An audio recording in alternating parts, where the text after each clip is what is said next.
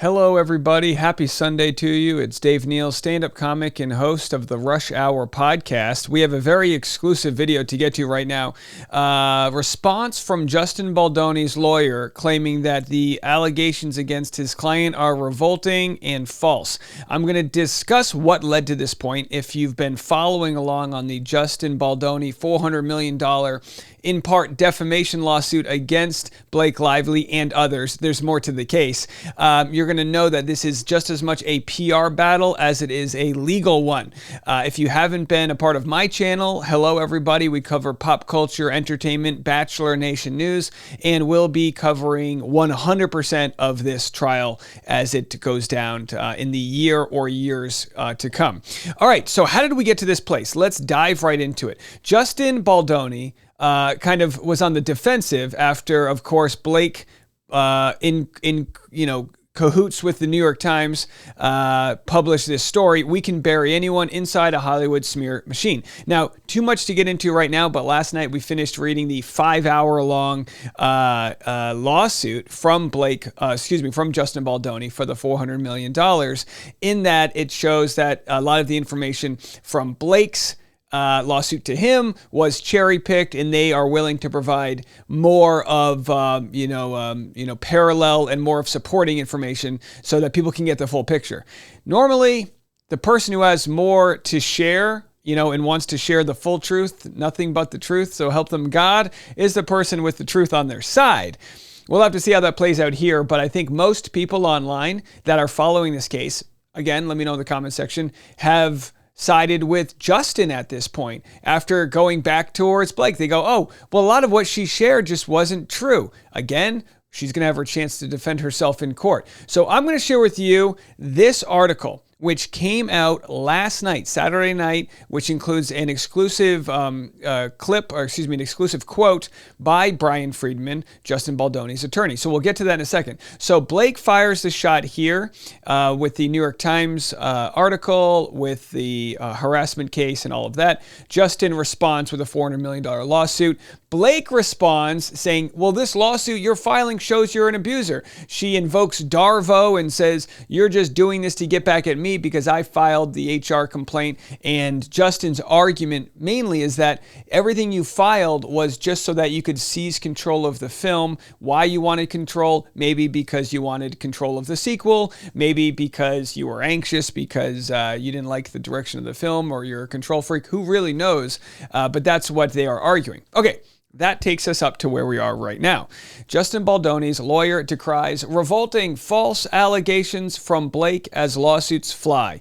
Brands at business, heart of dispute. So yeah, there's so much going on here, right? And a lot of times when there's some sort of corporate lawsuit, like someone burns their mouth at McDonald's, it's like, take it to court, settle it. It's not going to really hurt their business, right? But in this case, they are their brand. So any liquor sales, florals, Ryan Reynolds being attached to Blake Lively, it's all dependent on them not being seen as liars. Justin Baldoni is accusing them of really fabricating this whole sort of HR complaint, fabricating the allegations in order to seize control over what was Justin Baldoni's project. He had the rights to the film. He was directing and producing and whatnot. And then by the end, when it was all said and done, he was relegated to the basement at the premiere and wasn't allowed to party with everybody. And, he was unfollowed by everybody. And he provides his evidence that even young Lily, the woman who played Blake's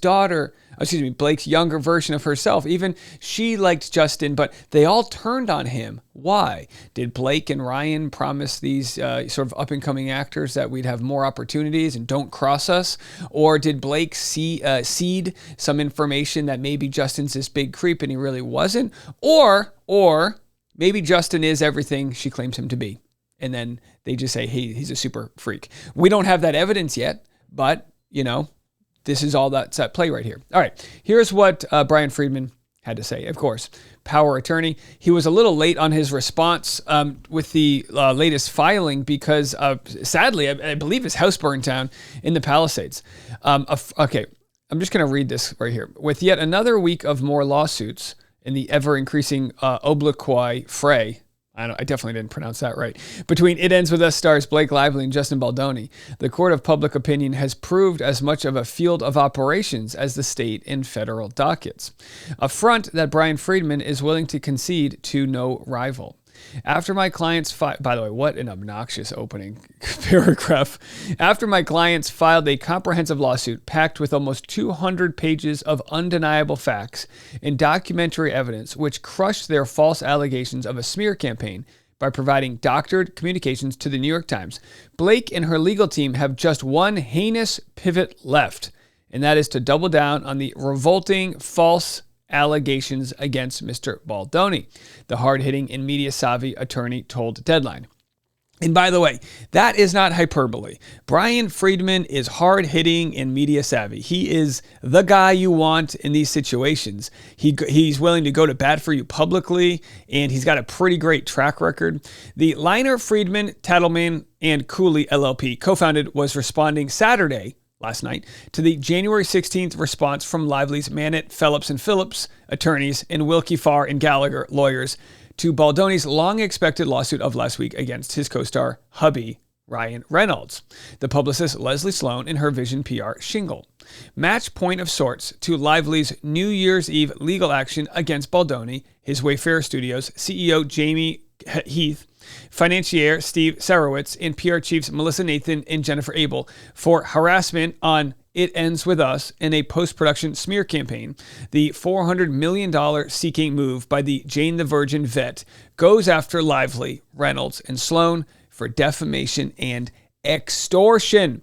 Now, extortion's an interesting one because what is the extortion?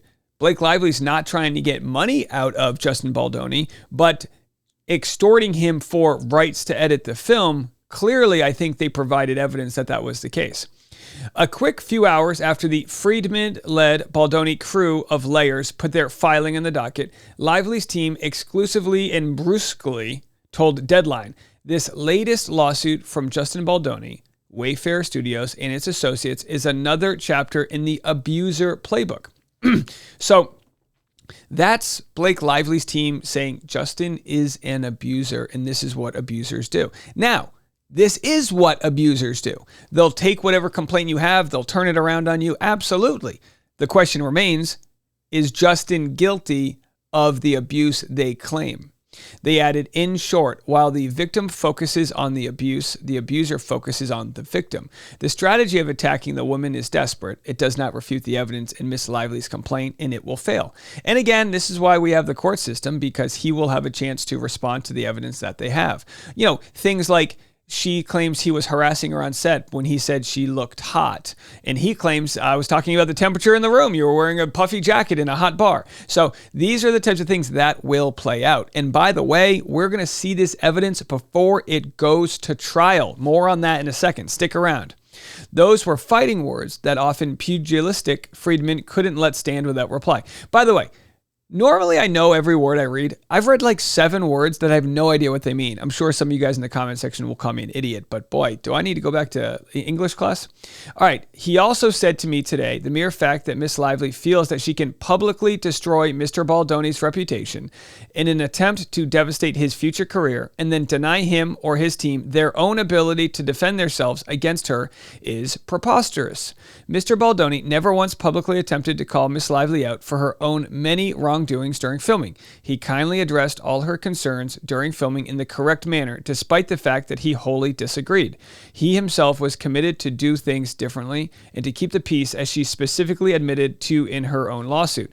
We will not only continue to defend our client against Blake's power, privilege, and all-out lies, but we will now fight even harder for the voiceless in the DV community who are unfairly suffering while she continues to push on her own self-serving and selfish vendetta in the media. And again, like I said, we have part 1 and part 2 up on the channel. By the way, I want to take a quick moment to thank you guys so much. The last 2 days since we started covering this case, we had over 300 new subscribers. Let me tell you this. Mark my words, what I'm about to tell you.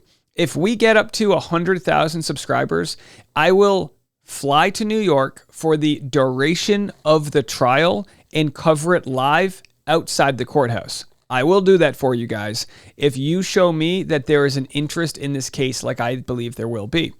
So is that all he said? So anyway, and then they go into the history of all of the other dirty laundry out there. It's pretty wild. There are people that are adamant on Blake's side that are saying, look, she, did all the right things she was supposed to do, and this is how she's smeared.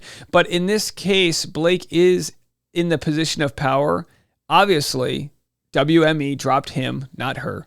She's attached to Ryan Reynolds, obviously, huge mega star, and they are worth hundreds of millions of dollars. They will probably be okay, regardless of what happens here. But, if I'm a director and I'm up in the air between whether I want to hire Blake Lively or, I don't know, Leighton Meester, I'm going Leighton Meester. You don't want this sort of drama attached to anybody you have to work with. As far as receipts go, it appears to me that Justin is winning that battle with more receipts. That's from what I've read. I've read hundreds of pages from both sides. Here's a clip from NBC News talking about what might be a very interesting PR strategy by Justin Baldoni. Have a listen to this. And, it's a lot for fans to digest and go through right now. But what Baldoni's team is saying is that they've created a website that they plan to make live in the coming days. It's going to have all of this, a timeline and text messages for the public to read who's interested and make their decision as to whose side they're on. Thanks. Holy hell. So stick around for that timeline. They are going to be putting together a website that has archival documentary footage. And by that, it's going to be the footage that's not the edited version. And this is what I'm assuming. It's going to be the footage that's not the edited version of a scene. It's going to be the wide camera angle, which shows all the audio and all the video and all the nuance of what happens before they yell action. Look, I've worked on Gossip Girl. I've worked on Jane the Virgin. I've worked in film for over a decade. I know exactly how this goes down. Rolling, quiet on set, background, action, and they do the scene and cut. And then they share the notes, they go back. You can see that how they kind of get into character, how they get out of character. I'm assuming they're going to share all of this in the moments where she's accusing him of wrongdoing. Also, the scene where she said that there was no audio, it was just a video only, sort of like a montage scene. She says he was saying weird things into her ear. He's saying, I was on audio. I was saying that because I was in character. So you're going to see a side of Hollywood I don't think a lot of people have been exposed to. We're going to cover it. When this drops, I will be live streaming, and we are going to not leave one stone left unturned. Let me know what you think. Hit the subscribe button if you haven't already, and you can actually scan this QR code if you want to listen to the Twice Daily podcast. I've also got it here on this channel. Podcasts twice a day, live streams, and other videos like this with all of your news. Have a good Sunday, everybody. Watch some football. Enjoy. We'll be back tomorrow.